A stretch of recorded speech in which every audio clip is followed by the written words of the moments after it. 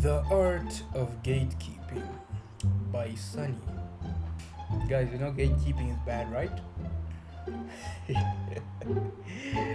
that's weird.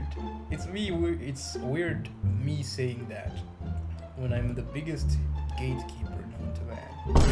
I mean, I gatekeep anime all the time. But before I reveal any other secrets about myself, let's get into this.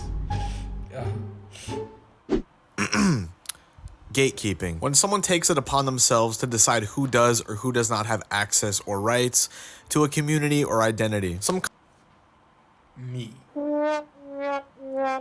common examples of this include people who claim they liked an artist or show before it was mainstream, and labels anyone who's a new fan of said What the?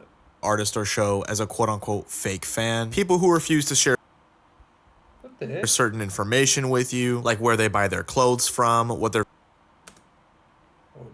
favorite restaurants are, and where they like to hang out, with the intention of preventing others from discovering those things or places. But aside from those two, there are many other examples. Now, naturally, most people are against gatekeeping, and rightfully so, because at the end of the day, it's like, grow the fuck up, dude. Let people enjoy the things they want to enjoy. These things don't belong to you, and you have no right to exclude people from something that is meant to be enjoyed publicly. And while I agree with this argument, I also disagree because I'd be lying if I said I've never been responsible for gatekeeping shit. In fact, I still do sometimes. And quite frankly, I don't think there's anything wrong with it. Because when it comes to gatekeeping, I don't do it because I simply enjoy excluding others from stuff, or because I don't want people to enjoy the things I like. I do it because I don't want my hobbies or interests that I hold near and dear to my heart being corrupted by people who A, are fucking cringe, or B, don't have the same appreciation for these things. Yes! Exactly! That is exactly why I gatekeep.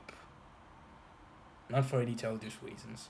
So yes. Things that I do. Like, those are literally the only reasons why. And I'm sure a lot of you gatekeep for the same reasons. Yes. Like, imagine someone in your life that you absolutely can't stand, okay? Someone Oh my god! I just remembered someone.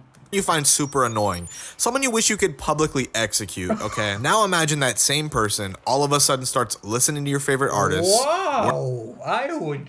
What? Brother. The things I would imagine doing to that person. Wearing the same clothes as you, and starts going around using the same words and phrases that you also use. So much so to the point where it's no longer cool anymore. Like, you absolutely cannot tell me that this wouldn't bother you. And it's not because you're the only one who's allowed to enjoy all those things. It's because your favorite interests and parts of your identity are now tainted by the fact that someone you strongly dislike, or even hate for that matter, enjoys them too, and have now made your interests theirs. Take this for example. Back in the year 2015, when I first discovered anime, you know, before it became super mainstream, I got heavily into Naruto, except at the time, it wasn't acceptable for people of the heterosexual community to like anime. So best believe I got made fun of for that shit every single day, okay? I would get called gay at school. People made fun of my Kakashi cosplay on Halloween. People would tell me that I probably watched hentai, which I did, but that's besides Nah, it's really courageous of him to actually admit that. the point. Bottom line is, it was all too much for me to handle. At one point, I changed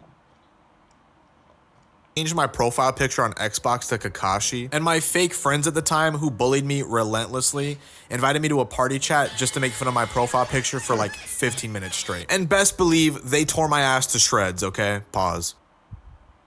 Except fast forward 2 years later to like 2017 when the SoundCloud era of rap became popular and people started making those dumbass pictures of rappers as anime.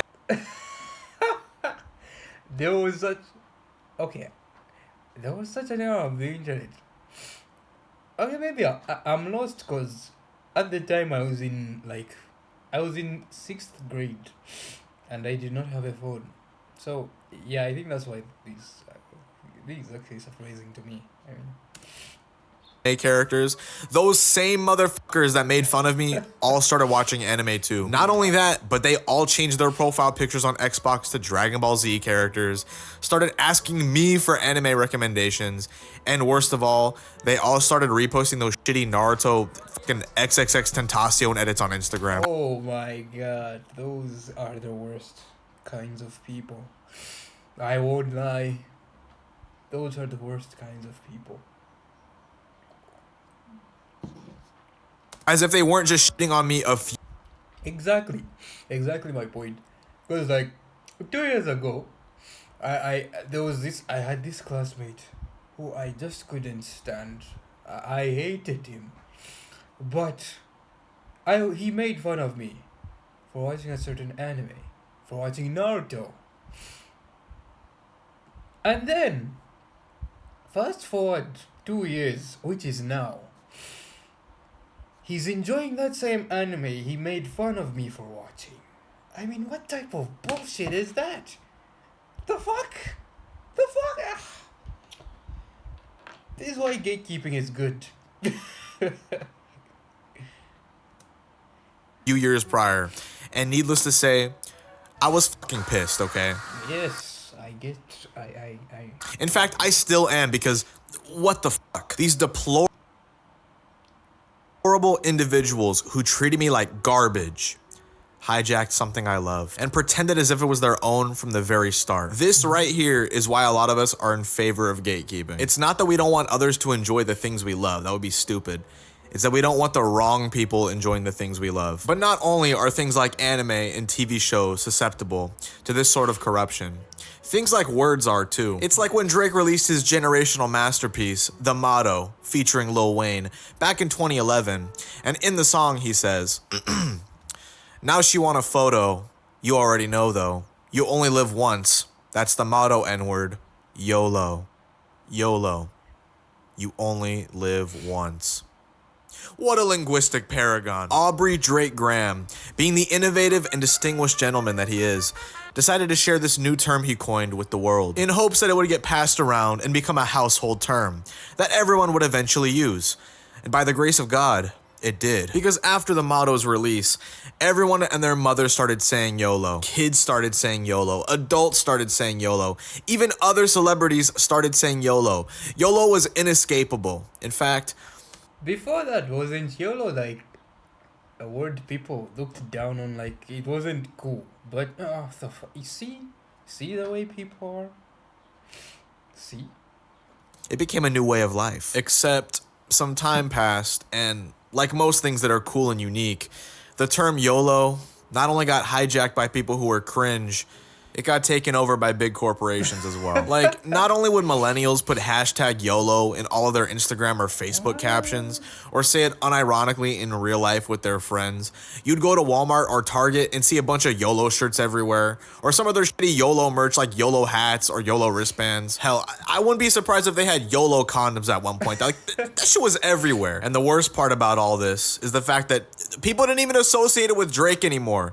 It just became a cringe word that eventually died off after a couple months, and now no one says it. The moment my elementary school principal said it at an assembly one time, I knew it was over. But had Drake decided never to say it in his song and gatekeep it like he should have in the first place, we might have still had it to this day. And there wouldn't be a bunch of YOLO condoms floating around in the ocean somewhere right now, probably killing the turtles as we speak. So yeah, not only does gatekeeping prevent cringe people from destroying things, it keeps certain things exclusive, which makes those things cooler. And in my opinion, it also makes those things more valuable. For example, think about Michael Jackson's album, Thriller. Thriller is a sonic masterpiece through and through, okay? Some of the greatest songs ever written. Some of the greatest musical arrangements to ever grace our realm of existence. And I can confidently say it's in my top 10 albums of all time.